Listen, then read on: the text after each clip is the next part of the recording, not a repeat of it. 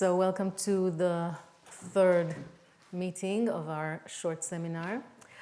And today we're going to talk about Egypt and the Hebrew Bible. And I should prepare you for some maybe frustration. Because as an Egyptologist, my point of view is a bit different than the point of view that would be more straightforward and would find a lot of Egypt in the Hebrew Bible. And so we'll see how you feel about that at the end. Before we begin, I must take you on a little journey into Egypt of the first millennium BCE, okay? So this is the first point of frustration. Normally, when people talk about the connection between Egypt and the Bible, this interface between these two disciplines, they are drawn naturally to the time of the New Kingdom in the second millennium BCE, the great Egyptian empire that we talked about in the first lesson. And this is for various reasons. The first is that there is a disproportionate richness of textual finds and material culture in Egypt of that period. And it is far better known and far better researched. At least this was the case until the end of the 1990s. Because Egyptology itself was more concerned with the Middle Kingdom at the beginning of the second millennium and the New Kingdom in the second half of the second millennium. And it was less concerned with publications on the third intermediate period, which is the first millennium. So this created an imbalance, if you like, about how people from other disciplines, not Egyptologists, how the kind of information that they could receive from Egyptology was really more in favor of the second millennium BCE. However, I think, at least in this classroom, we can all agree that the biblical text is far more a creature of the first millennium BCE than it is of the second millennium BCE. And so we have to look more closely at this time in ancient Egypt. And in the past 20 or 30 years, this has become more readily available, and we have a lot more information about this period. It's called an intermediate period because unlike the times that we call a kingdom, like the Middle Kingdom or the New Kingdom, Egypt, in most of this era, is not ruled by a single pharaoh who dominates the entire territory of Upper and Lower Egypt, but it is fragmented among different power centers. So the new empire, the New Kingdom Empire in the Levant comes to its end around 1130 BCE, and we saw this in the first lesson. This is a date that was settled because of a base of a bronze statue that was found in Megiddo of Ramses VI, and it's considered the latest royal Egyptian New Kingdom find in the empire. So that's the point, 1130 BCE. It's true that it seemed that Egypt lost its occupations in the Levant or outside of Egypt at that time, but in Egypt, the Ramesside 20th dynasty continued for another almost 100 years with the late Ramesside, so from Ramses VI to the 11th. And the defining moments of this new kingdom were only reached at the end of the 11th century, so around 1070 BCE. And there was a civil war, there was a break-up of the local administration, of the local bureaucracy. And as a result, in the next period, after the death of the last Ramesside king, we find two new powers of centers of power. One in Upper Egypt, in Thebes, controlled by the high priests of Amun. So these dynasties of priests, the high priest of Amun, during the last phases of the New Kingdom, amassed a great deal of power and authority, as well as wealth, economic wealth, and the control of sources in Upper Egypt. And so when the last Ramessides could no longer exert their control over Upper Egypt, over the Thebes, they started, the priests of Amun in Thebes started to consider themselves as kings. So you will find in Thebes a high priest of Amun during this period. Okay, we're talking about this here, okay, the 21st dynasty. You will find high priests of Amun that call themselves kings. Kings of Egypt. They write their names in a cartouche, the oval frame that is reserved just for the name of the pharaoh. And they use the kind of privileges that are only for kings. So that's in Upper Egypt. In Lower Egypt, the local rulers of Tanis create a new dynasty. This is the 21st dynasty, as we speak of it. And they control the delta area as far south, maybe to Memphis, the exact line that divides between the sphere of control of the high priests of Amun in Thebes and the rulers of Tanis is not completely known to us. And this is the 21st dynasty until around 962. Then, for a short period of time, the 22nd dynasty, founded by a very famous Egyptian king, Sheshonq in Egypt, for a short while reunites the kingdom under one pharaoh. So Sheshonq manages to not only be king in Tanis, but also become king in Thebes. And once he does that, he retains his control over Thebes by appointing his son as the high priest of Amun. And this is something that his successors will continue to do in order to control Thebes and control the entire country. But then, quite soon after Sheshonq I, we have again a fragmentation period. So this is the 22nd, later part of the 22nd dynasty, 23rd, 24th dynasty.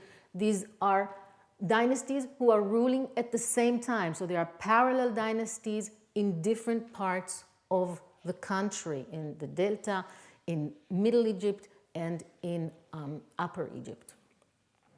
Then again, for a short time, we have a reunification of Egypt under the Nubian dynasty. So this process of local rulers who are amassing powers also happens to the south of Egypt, to the south of Thebes, in Nubia, in Kush, ancient Kush. And, and these dynasties are heavily influenced by Egyptian traditions. And at some point, one of these Nubian princes decides that Nubia is not enough. And he wants also Thebes. He gets an army. He starts heading north. And he doesn't stop until he conquers the entire of Egypt. And then we have this dynasty, the 25th dynasty, under whose rule we have a reunification of Egypt. So if you see, we have this cycle in the Third Intermediate Period of a few decades of a unified country and then a few decades, sometimes century, of a fragmented country. So why I'm telling you this? Because when you read in the Bible that Pharaoh, king of Egypt, did so and so, and the year is, let's say, 800 BCE, so which Pharaoh are we talking about? because there's a pharaoh of the 22nd dynasty who calls himself pharaoh and uses all the attributes of a king, of a pharaoh. There's a pharaoh of the 23rd dynasty at the same time in a different town, and there's a pharaoh of the 24th dynasty at the same time in a different part of the country who calls himself king. So it's a bit difficult to do these synchronizations, which I think sometimes we think they're easy because, of course, there's a pharaoh in Egypt, but there are multiple pharaohs in Egypt in this time frame. So this was about Egypt in the first intermediate period. And because of all these problems, I have to, give a warning, a fair warning. From the end of the New Kingdom, which is 1070 BCE, and until the Assyrian invasion in 664 BCE, there are no chronological anchors in the chronology of ancient Egypt. It is fluid. We know when it starts, 1070, we know when it ends, 664, but the entire third intermediate period is fluid, which means that if you open the handbook for Egyptian chronology written by Egyptologists, you will find more than one option for the years and the reigns and even the length of reigns of individual kings. The problem is, of course, that when we find an inscription from 800 BCE that says 5th year of the king, we are again in this problem. We don't know which king is referred to unless we have the entire inscription. And as it happens many times, we don't have the entire inscription. We have a part of the inscription. And when we have local dynasts that are ruling in parallel, and we can't know always the situation. There is another problem. There is an imbalance in the records. When Egypt is controlled by one pharaoh, this is usually in the ancient capital of Egypt, which is Memphis, and the religious capital of Egypt in this period, which is Thebes. So we find all the records in Thebes, no problem. But then, if you have a king in the delta, he will not leave his records in Thebes. The big difference between Thebes and the delta is the state of preservation. The delta is muddy, is wet, and we have very few records and a lot less records that survive in comparison to the records from Thebes.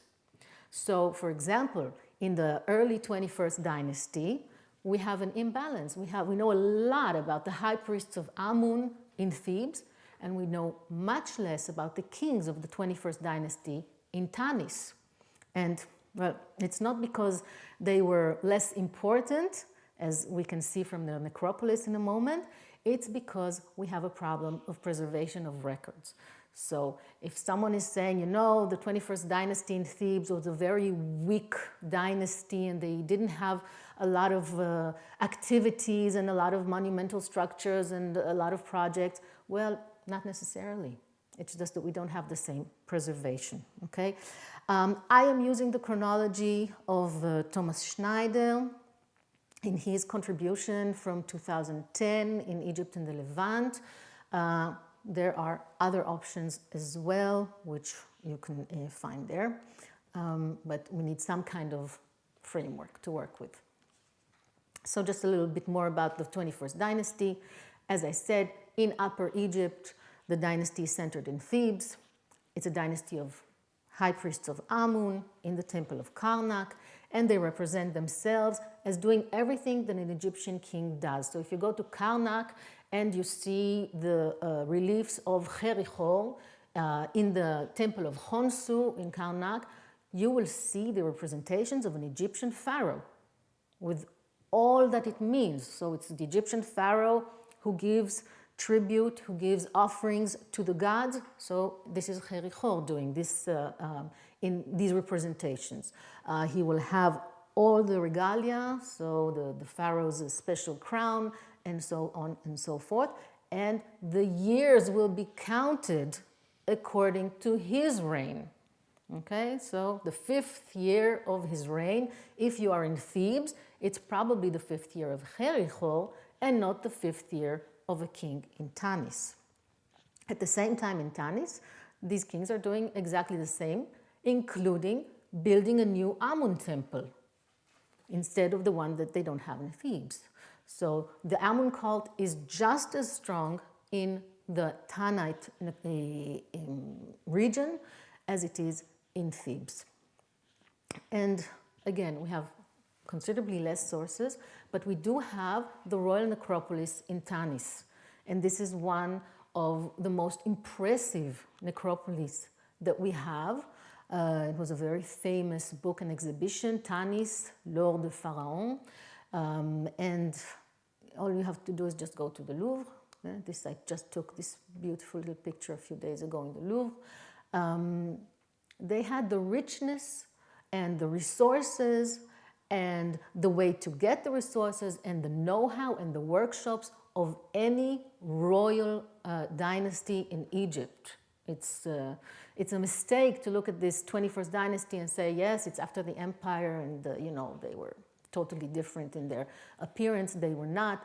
They were doing exactly like their forefathers were doing, and they definitely had the resources to do this. Moving on to the 22nd dynasty, just in this brief overview, of course, the main kings in the first part of the dynasty are Sheshonq I and his successors, Osirkon I and Osirkon II. And their time, only in their time, so from Sheshonq I to Osirkon II, the 22nd dynasty rules the whole of Egypt, the entire area, from its capital in Tanis. So Tanis becomes very important, but as I said, the sons of these kings become the high priests of Amun in Thebes, thereby having control, exerting control over the entire land. In the second part of the 22nd dynasty, this fragmentation reaches its peak. And at some point, at the end of the 8th century, we have as many as 8 different kingdoms in Egypt. Each of them has a king or a local monarch that describes himself as a pharaoh. In Tanis, in Thebes, in Sais, in other places of the Delta, in Middle Egypt, and as I mentioned, also in Nubia. And this entire system comes to its end at 722 when this prince from Nubia, Pianchi, conquers Egypt in a blaze.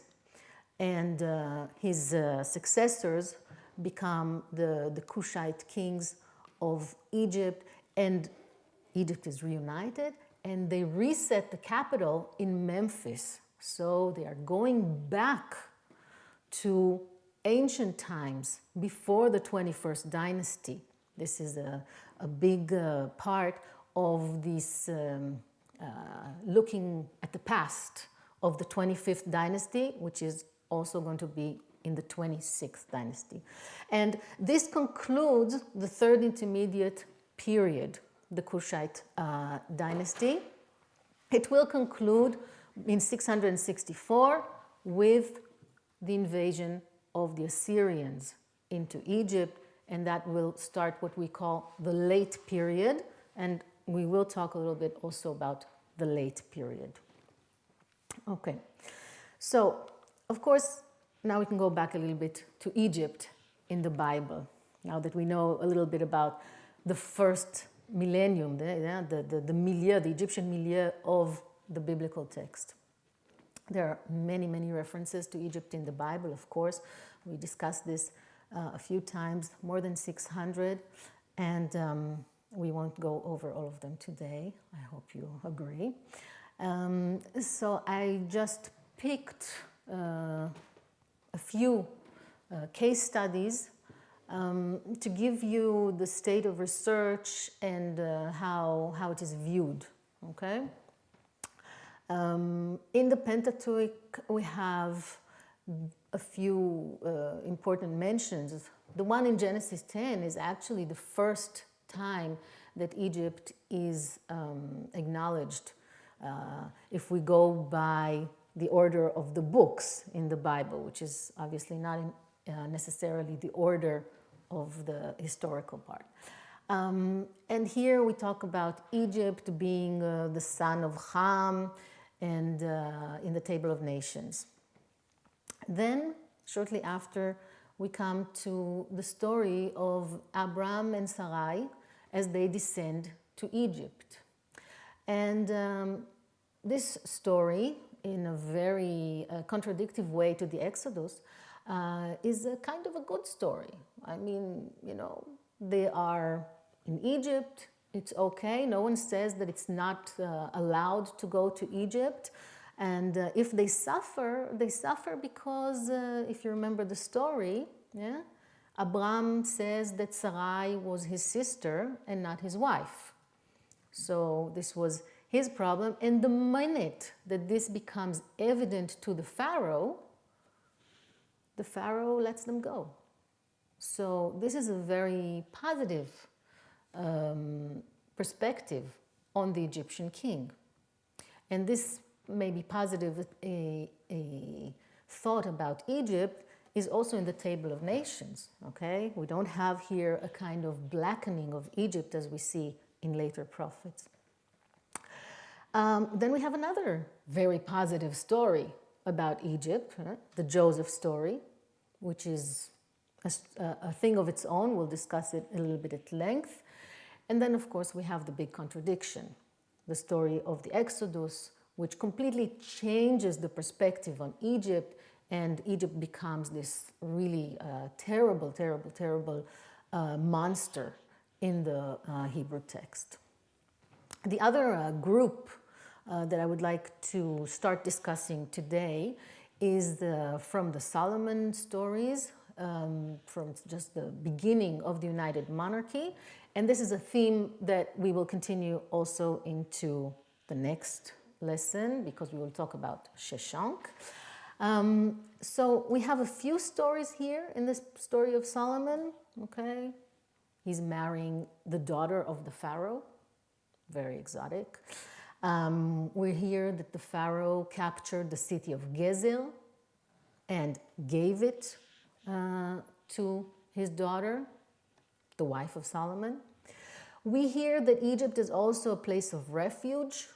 So it's not only an ally of Solomon, it also takes his enemies. So it's kind of neutral, perhaps. Hadad the Edomite runs away from David to Egypt, as does Jeroboam the first. So let's talk a little bit about the Pentateuch. We'll start with the Table of the Nations. Okay.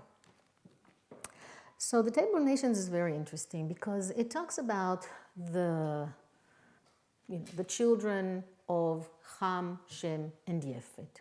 And as they talk about the children of Ham, from the beginning, there is this Cush, Egypt, Put, which is Libya, and Canaan. Okay? And as you continue, I mean, for me, as an Egyptologist of the first millennium BCE, this is very natural, okay? Because we just talked about it, right? Maybe I neglected to say that the 22nd dynasty is a Libyan dynasty, but I assume that everyone in the room knows, but I will say it now. Sheshank and all his successors is a Libyan dynasty. And then we have the Nubian dynasty from Cush. So for me to see this together, yeah? Cush, Mitzrayim, Put, is very natural. And the way I see this area of Canaan as under the sphere of Egyptian influence, as I elaborated in our previous meeting, it's also natural for me to see that Canaan is part of this sphere.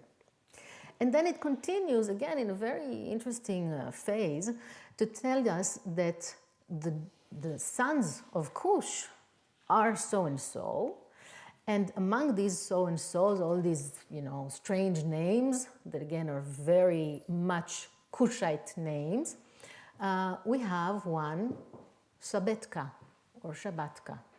And of course, this is the name of a known Kushite dynasty of the Kushite period. And the other thing in this whole paragraph that I would like to note is that at some point, blah, blah, blah, blah, blah, blah, blah, we're told what is Canaan. Yeah? Le limite de Canaan. So it's from Sidon to Grar and Gaza, and to Sodom and Gomorrah, Adma and Sebaim, which is again in the Sodom and Gomorrah region, jusqu'à Lesha, which may be also in the Dead Sea area. It is important to note that the Canaan that is described here from Sidon to Gaza is not the Canaan of the late Bronze Age. It's not the Canaan of the Egyptian Empire, which was far larger than that and included many more territories. So this is a more nuanced and more recent view of Canaan as it was before the Israelites and the Judite nations. Okay, so now that we know that we have a Kushite period, okay, we can also read a little bit in the Syrian annals that there are in this time, in the end of the 8th century and the beginning of the 7th century, there are all kinds of confrontations between the Assyrians who are trying to expand into the southern Levant and the Kushites who are ruling Egypt and are trying to prevent this expansion. And the only way to prevent this expansion is really to get into Canaan, yeah? To get into the southern Levant. And so we have evidence of these conflicts that are occurring in the southern Levant. In addition, if we go back to archaeology, we see that in these final layers in Judah, those that were destroyed by Sennacherib in 701, we find Egyptian pottery. So we have great big storage jars of Egyptian origin that tell us a story, as well as Egyptian amulets also coming from Egypt. As I showed before in our previous lesson, at this time in Judah, we also find these Egyptian inspirations, okay, on the seals. We have the winged sun disk, we have the winged scarab, we have the four-winged scarab, we have, if you remember, the hieroglyphs on the Egyptian seals, the hieroglyph of the Ankh and other words in Egyptian that are meaningful. And of course, just to top it off, if we have the mention of Shabaka and Shabbatku in this table of nations, it's interesting to know that Shabaka is the only dynasty of the Nubian dynasty that we find his name in Megiddo, for example, on jars, or stamped on big jars. So, if we have to think about this table of nations and about the picture that it represents, which for me is also the picture of this descent of Abram and Sarai to Egypt, that is a very peaceful kind of descent where you go to the center, okay? And Egypt was the center of this region in this time, definitely in the Kushite period. And it is possible that although we know that the Table of Nations has priestly, so late layers, it could very well have some earlier memories in it, and we know there is an earlier layer in this passage. So for me, this earlier layer is really at the end of the Iron Age, the 8th century and the beginning of the 7th. From here, we can go on to the story of Joseph. The story of Joseph is probably one of the most researched points in Egyptology and in the interface between Egypt and the Bible. And already from really the very, very beginning of scholarship, very important Egyptologists worked on the different details and ideas that are Egyptian inside the Joseph story. It was really immediately recognized. And like I said, in the very early publications, there was this bias towards Egypt in the New Kingdom and Egypt in the Middle Kingdom, these wonderful kingdoms that, of course, we have all this information, so we see how someone can go to court and become an important person. We have parallels from the New Kingdom and so on. But as I said, as we continued in time and we realized that the text is more a creature of the first millennium, we have to kind of put that idea aside. So the greatest advocate for the New Kingdom origin of the story was Virgot, who in 1952 wrote the first really exhaustive publication on the story of Joseph, and for the first time really collected all those Egyptian elements that are in the story. And he concluded, and again, this is the bias of the record that was in front of him, he concluded that all these things are best represented in Egypt of the New Kingdom era, so he would place the story in the second millennium BCE. It wasn't until 1970 that a very important Egyptologist and a very important, I would say, leader of the Egypt and Levant interface in our discipline, Donald Redford, wrote a study of the biblical story of Joseph. And he had quite different conclusions than Virgot. So when he looked at all the Egyptian, so-called Egyptian elements in the story, he realized that some of them were not really Egyptian. Okay, some of them are known from the ancient Near East. Okay, if we want to say, for example, the trade in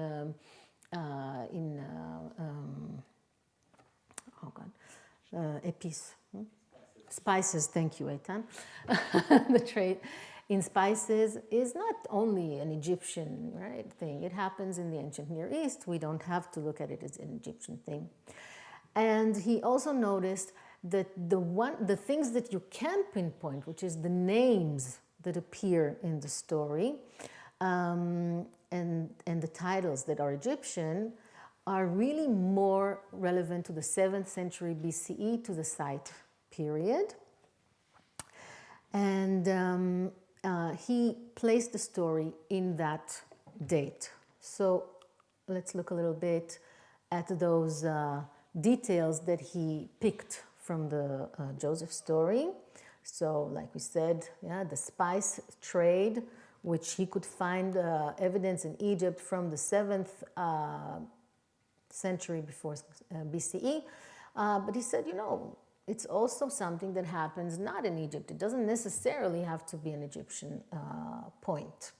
And if you look at things like slaves in Egypt, this is something that happened all along Egypt's history. We have evidence of Asiatic slaves in Egypt in the Middle Kingdom, in the New Kingdom, and in the Third Intermediate Period, and in the Scythe period. So it doesn't necessarily tell you of a certain time and place. Okay, the Khartoumim, right? These magicians of ancient Egypt. This word is an Egyptian word, and it appears in the biblical text. And that again is a word that we know from all periods in ancient Egypt.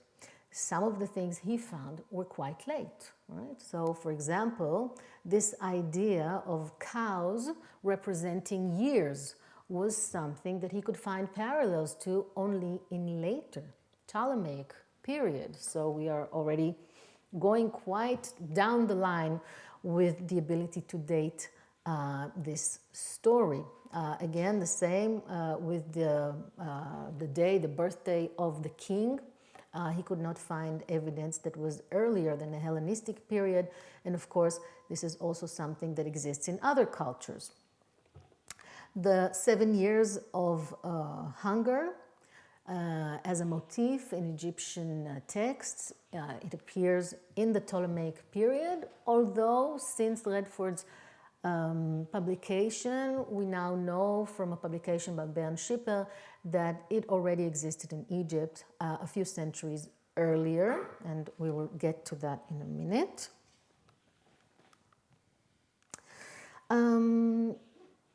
So for example, of something that was really made of a very important ceremony in the Joseph story, the investiture of Joseph. So this ceremony of how he becomes an important man in Egypt, part of the bureaucracy, the great administrator. This is something that we see in Egypt already from the 7th to the 2nd century and so on. The names that he talked about. So Potiphar, which is based on Padipara, name constructed with the name of the god Ra. So this construction is very typical of names of the Scythe period in Egypt. So this is the 26th dynasty, it's already after 664. Osnat comes from Nesnet, Nut, the goddess of the sky, who was the protector goddess of Sais, the Scythe period again. And so we can go and see a few things here. The last thing I want to talk about is this part about the agrarian reforms. If you recall, in the Joseph story, the Israelites get an exemption from taxation on the land of Goshen. So this is a wonderful advantage that they are getting through Joseph and his good connections with the Pharaoh. And this is part of a larger passage in the book that talks about the fact that Egyptians had to be taxed on their lands and who was exempt and who was not. And these kind of changes in the taxation of the fields was only put into place in Egypt, as far as textual records are concerned, in the 8th century. So you see there's all kinds of things there, right? I mean, we saw some things that were already from the New Kingdom, and then some things that were already in the Ptolemaic period, and it's really much more complex than how the Egyptian details were presented before Redford's publication. And for Redford himself, the point of departure was the names of Potiphar and Osnat, which are really typical for the Scythe period. We'll have a look at the Scythe period. So Sais is a city in the West Delta, and with the Assyrian invasion of 664 BCE, the king of Sais, or the ruler of Sais, became the pharaoh of Egypt. So he cut a good deal with the Assyrians. And that was the opening point for the 26th dynasty. I see that Ammon has moved for some reason. So this is a great king, Psamtik I, is a contemporary of these kings here. And Psamtik I is really very much involved in the Levant because of his pact with Assyria. And I'm always intrigued, and maybe someday we'll find the answer for the name of the son of Menashe, Ammon, okay, like the Egyptian god Ammon. So big question there. Maybe someday we'll find the answer to that. But definitely the text, the biblical text, tells us that in this time frame we have massive Egyptian intervention in whatever is happening in Judah. Okay, so Josiah is killed by Necho, which is the successor of Psamtik I, and Joachaz is demoted by the same king, and a new king, a king of Necho II, is put on the throne. You see that this change happens when Necho comes to the throne. So we have a reorganization of Judah in this time. So definitely a lot of Egypt in Judah in this time. The only problem is when we consider Redford's pinpointing of the site period, is that the Joseph story seems to be a northern story. So it has a lot, the protagonist is of course not a Judahite, he's an Israelite. And this is one of the big problems with this interpretation.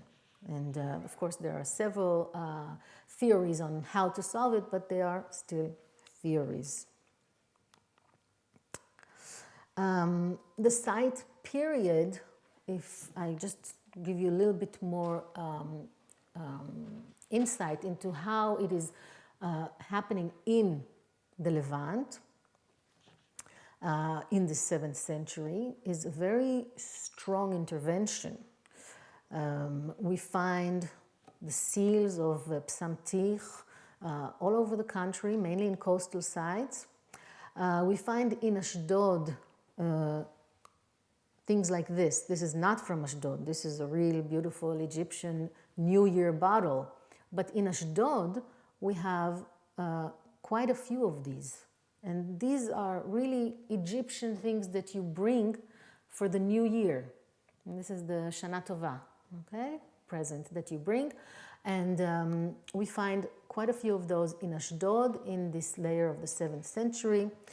Scarabs and amulets, of course. We have Egyptian cultic practices in Ashkelon and in Ekron. And we have an Egyptian fortress in Mitzad Chashavia, just south of Yavne, where not only Egyptian finds are there, but also Greek finds. And it is this Egyptian fortress manned by mercenaries from the Greek world that is handling the taxation in the southern Levant at this time on behalf of the Egyptian king. So there is, and this is a very important article by Bernd Schipper, who puts together all these finds and gives us for the first time a real indication that the 7th century in the southern Levant was very much in the hands of Egypt, albeit for a short time, yeah? Just when the Assyrian withdrew. This is from Ashkelon, a find of Egyptian situlae. The situlae were used for ritual libations of water or of milk made of bronze, always decorated in relief. All these are decorated with reliefs of Egyptian deities, exactly like we have in Egypt. And this comes with an assemblage of statuettes and figurines of Egyptian deities, also from Ashkelon. So very strong influence right there. And then in recent years, there is another theory about the Joseph story. The Joseph story is a diaspora novella. The idea of a diaspora novella was initially introduced with regard to the books of Daniel and Esther, whereby there is this narrative of a Jew that comes to a strange country, is disadvantaged, but manages in the court to rise to greatness. And I agree that Joseph's story has these kind of elements in it. And we have quite a few publications, from the first one in 1975 to introduce this idea by Meinhard, and all the way to our 2021 Synergia project publication, which gathers the latest articles on the Joseph story between Egypt and Israel.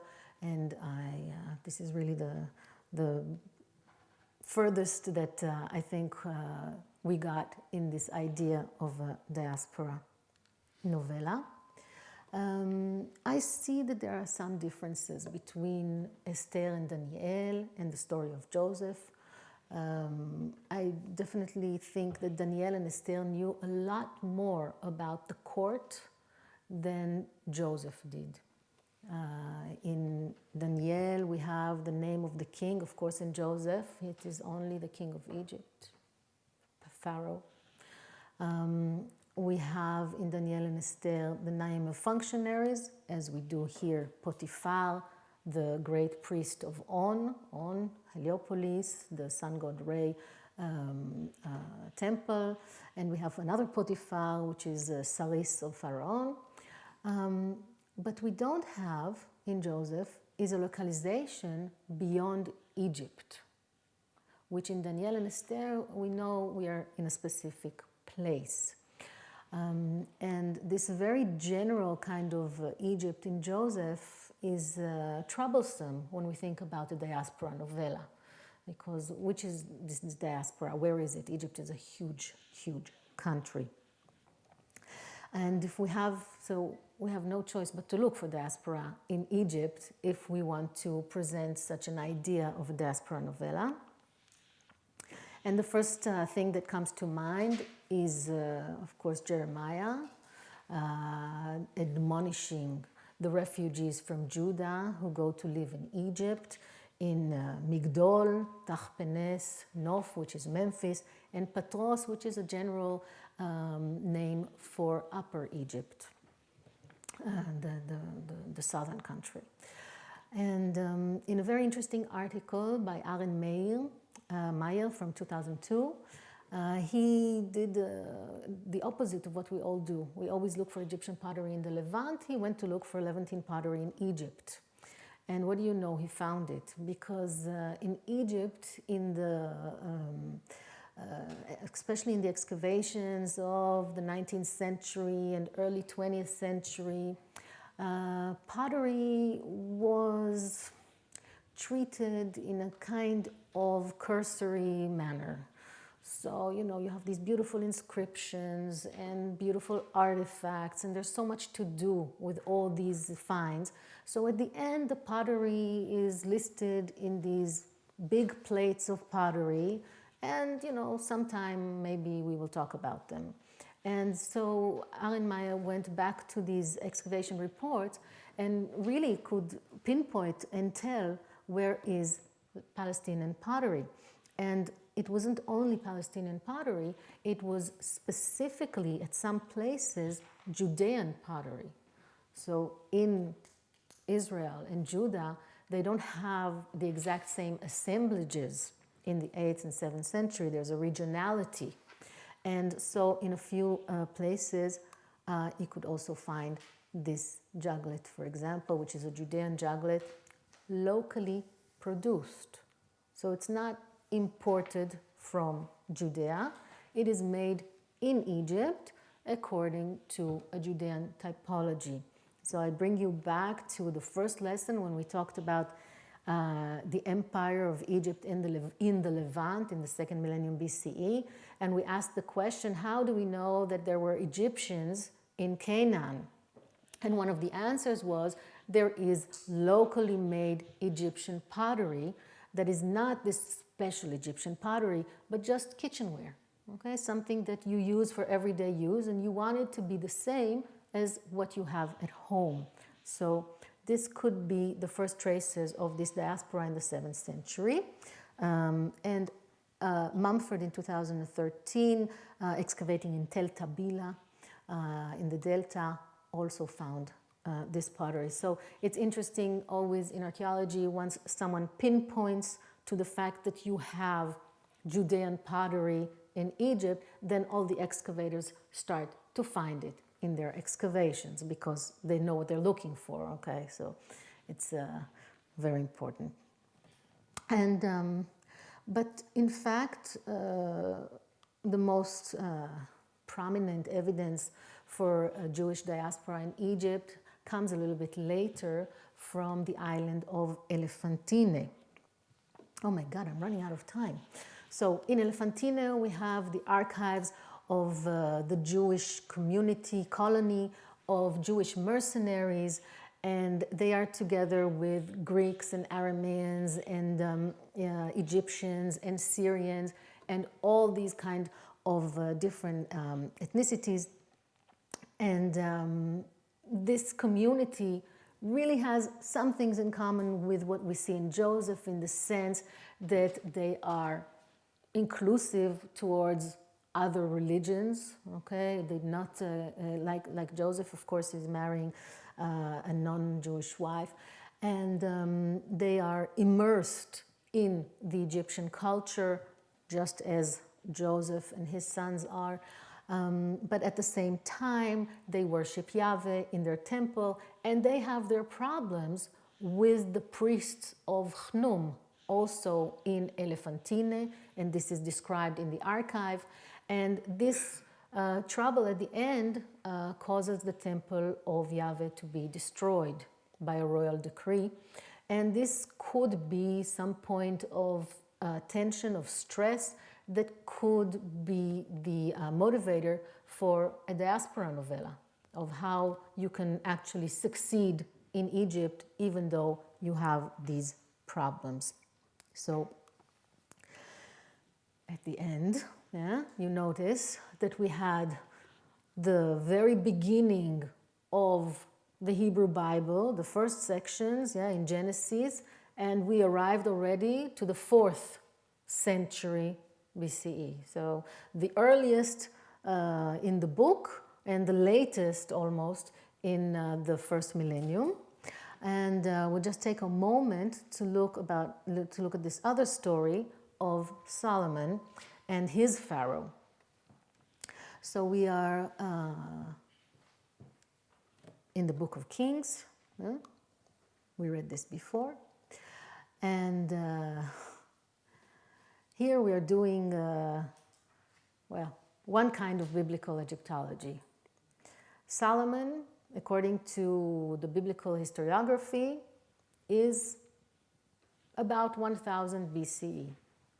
Okay, we go to Egypt. What do we see in 1000 BCE? 21st dynasty.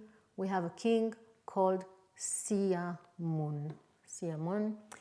And in 1978, we have this article, Solomon and Siamun, a synchronism between early dynastic Israel and the 21st dynasty of Egypt. This has been a very influential article, and I would like to criticize it a little bit. So in Tanis, there is a relief of Siamun, the king Siamun here. Of course, it's fragmentary. Everything in Tanis is fragmentary. And he is in the position of smiting enemies. Okay, you see there's this hand is raised in the air. This hand is holding on to the hair of a captive, and he's about to smite him.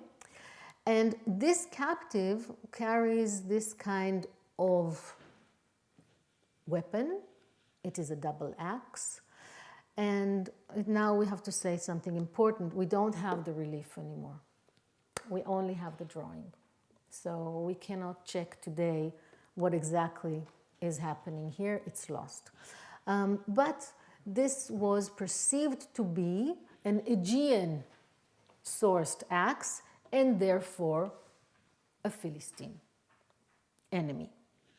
Never mind that the Philistines just, 100 years earlier in Egyptian conventions never had, in the Ramesside Ramses III Medinat Habu reliefs, never had such a weapon, but okay. And so it was decreed that this is Philistine, and that here we have the king Siamon batting a Philistine, and a Philistine is in Gezer, because at the same time in Gezer there were found some Philistine bichrome sherds. And on the basis of this, it was decided that Siamon is the unnamed pharaoh who captured Gezer, the unnamed pharaoh who gave his daughter to Solomon. Of course, this overlooks a major element motif in Egyptian royal iconography that starts already from pre-dynastic eras to the New Kingdom and to the late period of the king smiting his enemies. The king smiting his enemies is the king's duty to protect Egypt, like it is his duty to give offerings to the gods. So all the temples in Egypt are always decorated in relief of the king smiting his enemies. We have late Ramesside kings who everyone agrees have never left Egypt and probably not even their hometown, and they are portrayed when they are smiting Asiatic enemies, Nubians, Libyans, and whatnot. This is, of course, a symbolic relief, and we cannot deduce from that a campaign. But I want to say that this is more of a methodology that is the problem here. Because this methodology is, we take the Egyptian detail, in the Bible, a pharaoh in Gezer, okay. And we go according to biblical, inter-biblical historiography. We take the date, 1000 BCE, based on what, I don't know, but okay. And we take it to Egypt, and we look, what do we have there at 1000 BCE? We have the relief of Siamun, and now we interpret the relief of Siamun by the biblical text that says that this is Gezer and this is a Philistine and so on and so forth. And well, that's biblical Egyptology, not at its best, I would say. Instead, I would urge everyone to do a different kind of process, okay? So for example, if you take this detail of the Egyptian pharaoh in Gezer, so before you input this information into Egypt, you have to ask yourself and define what is this Egyptian intervention, okay, in general terms. So it is a military intervention in the region of the Shefela, okay, this is the Gezer, in the region of the Shefela. And then you must not go to the Egyptian records and look for an Egyptian pharaoh who may have campaigned. You must look at the interventions in the Levant, on the interrelations between Egypt and the Levant, and see when did you have Egyptian campaigns in the Shefela. When do we have evidence for that? Because of course we have no evidence for that in the 21st dynasty. We have evidence for that, as we just spoke, in the Scythe period, okay? We have evidence for that in the Nubian period, and we have evidence for that at the beginning of the 22nd dynasty with the campaign of Sheshank. And these would be the better options to see whether any of these events really encompassed the Shefela and whether any of these events could have reached this secession story of Solomon and his heirs. And with this I leave you because we're going to talk about Sheshank in the next week. So thank you.